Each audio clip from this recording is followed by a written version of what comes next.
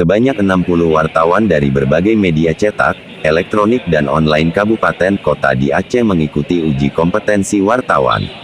Pada hari Jumat tanggal 13 Juni tahun 2022 di Hotel Hermes Palace, Banda Aceh. Sementara cara yang diselenggarakan dari PT Aksara Solo Pos kerjasama dengan Dewan Pers dan Persatuan Wartawan Indonesia, Aceh.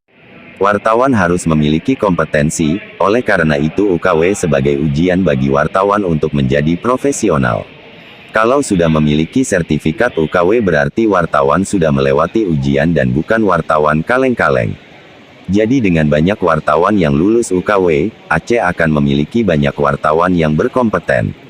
Wakil Ketua Dewan Pers, Henry Cebangun, mengatakan, perusahaan media selayaknya memberikan upah yang layak bagi wartawan agar tidak terjadi penyimpangan.